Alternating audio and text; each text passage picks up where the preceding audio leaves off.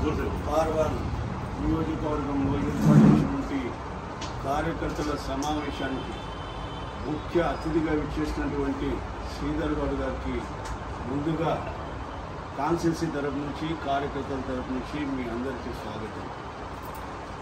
పార్టీలో పనిచేసిన ప్రతి కార్యకర్తకు న్యాయం జరగాలంటే ఇక్కడ కార్యకర్తల యొక్క మనోభావాలను వాళ్ళు కష్టపడుతున్న యొక్క కష్టత్వాన్ని మీరు గాంధీభవన్లో నిలదీయాలి. ఇప్పుడే మీరు సోదరులు చెప్పారు. ఫర్ ఎగ్జాంపుల్ మిత్ర కృష్ణ నేను ఒక 30 ఏళ్ళ సంది గుర్తుపడతా. ఆయన ఎన్ని పార్టీని మాట్లాడారు. ఈ ఫోటో ఫినిషింగ్ లీడర్లకు మీకు ప్రాతినిధ్యం ఇవ్వకండి, ప్రిఫరెన్స్ ఇవ్వకండి. గాంధీభవన్లో ప్రజల్లో తిరిగే వాళ్ళకు ప్రిఫరెన్స్ ఇవ్వండి. అటువంటి కార్యకర్తలకు న్యాయం జరిగేట్టుగా మీరు ఆలోచన చేయండి. ఇప్పుడు కృష్ణను పీఆర్పీ పార్టీ నుంచి తెచ్చింది మేమే. రఘుపాల్ రెడ్డి, చంటి బాబు, శేఖర్ బాబు, ఈ బాబులంతా ఎప్పుడు వచ్చినో మాకు తెలుసు. కానీ ప్రజల్లో కూడా ఈ పబ్లిక్లో కార్యకర్తలు కష్టపడుతున్నారు. వీళ్ళని గుర్తించి మనం ఏం చేయాలా? Old city, Hyderabad old city విషయానికి వస్తే ఇక్కడ మనకు ఒక కార్పొరేటర్ కూడా గెలవలేని పరిస్థితి. ఎందుకు? గతంలో మన పార్టీ వల్ల మీరు ఓల్డ్ సిటీ లీడర్ కాబట్టి ఓల్డ్ సిటీలో ఉన్న స్థితిగతులన్నీ మీరు తెలుసు. ప్రాక్టికల్గా డైరెక్ట్ ఇండైరెక్ట్గా కూడా మీరు చాలా దగ్గర నుంచి చూసారు. भाई साहब 25 साल से दोस्तानी है हमारा. ग्रेटर हैदराबाद शू पर्चा साहब के बारे में मैं जनरल सेक्रेटरी करे हमने. तो గౌడ్ సాబ్ మీరు ఇది గుర్తించండి. గాంధీభవన్లో పోతున్నారు.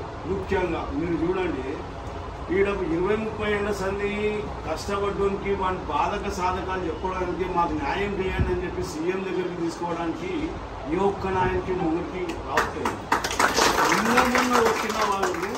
నిన్న మొన్న జైనింగ్ వచ్చిన వాళ్ళకు సీఎం సాబ్ దగ్గర అపాయింట్మెంట్ ఇచ్చి కల్పిస్తున్నారు. ఇది బాగా గుర్తుంచుకోండి. మీరు కార్యకర్తలను ఏ విధంగా అంటే నేను ఈ పార్టీలో కూడా రాజ్యం వెళ్తాను, ఈ పార్టీలో కూడా నేను రాజ్యం వెళ్తాను. ఎక్కడ పోయినా నాదే అరాబరా అన్నది రోజు పోయినా. ఇప్పుడు మీరు ఇలాంటి వాళ్ళకు ప్రాతినిధ్యం ఇవ్వకుండా ఇప్పుడు మహేష్ గౌడ్ సాబ్ కానీ, రోహిన్ రెడ్డి సాబ్ కానీ వాళ్ళకు కొద్దిగా ఇంటిమేషన్ ఇటువంటి టైం కూడా మీటింగ్ పెట్టినప్పుడు ఒక్కరినాళ్ళు ఇక్కడికి తీసుకొచ్చారంటూ వీళ్ళందరి బాధలు వాళ్ళకి చెప్పగలుగుతారు. వీళ్ళకేం చేయాలి? మహిళా కోటల్లో వాళ్ళకు ఒక పోస్ట్ ఇప్పించండి. కార్యకర్తలకు వాళ్ళకు పోస్ట్ ఇప్పించండి. వాళ్ళతో పాటు గవర్నమెంట్ పరంగా వచ్చిన ప్రతి స్కీమ్లో వాళ్ళకి ఫస్ట్ న్యాయం చేయాలి. ఎందుకంటే లీడర్షిప్ అంటే శ్రీధర్ గౌడ్ సార్ మీకు తెలుసు, నాకు తెలుసు. భార్య పిల్లలకి ఇచ్చే టైం తీసి పెట్టాలా, వాడు సంపాదించుకునే పోయే టైం తీసి పెట్టాలా.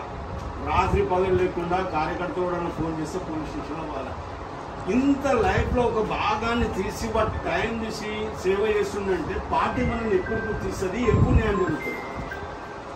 ఇప్పుడు ఉస్మాన్ భాయ్ ఉన్నాడు. ఉస్మాన్ భాయ్ ఖాళీ ఎలక్షన్లు అడే కాదు, సాల్కు 12 మహిళలు అడేనా ఏమైంది. మనం ఈ విధంగా మనకు కార్యకర్తలు ఇలాంటి వాళ్ళకు న్యాయం జరగాలి. ఇలాంటి వాళ్ళకి న్యాయం చేస్తే వీళ్ళతో పాటు 10 మందికి న్యాయం జరుగుతుంది. అది మనం గుర్తించాలి. గౌడ్ సాబ్ ఇప్పుడు మహేష్ గౌడ్ సాబ్కు మీరు ఏమి అంటే ఈ ఆర్టిఫిషియల్ ఫోటో ఫినిషింగ్ లీడర్ అని పక్కకు పెట్టండి. ప్రజల్లో తిరిగే వాళ్ళను, కష్టపడే వాళ్ళను, జెండా వేసిన వాళ్ళని గుర్తించండి. అది మీరు దృష్టికి తీసుకెళ్ళండి. ఇంకోటి ఫర్దర్ మీటింగ్ తుక్కగూడ విషయంలో మీరు చెప్పిన సెషన్ బాగానే ఉంది. పాసుల సౌకర్యం అక్కడ కూడా రాజకీయాలు ఉన్నాయి. గౌడ్ సాబ్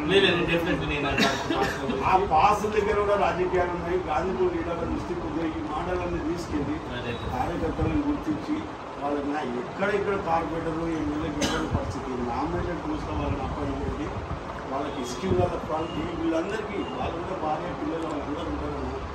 ఎన్నో వస్తున్నారంటే వాళ్ళని గుర్తించి వాళ్ళకి న్యాయం చేయాలి. ధన్యవాదాలు.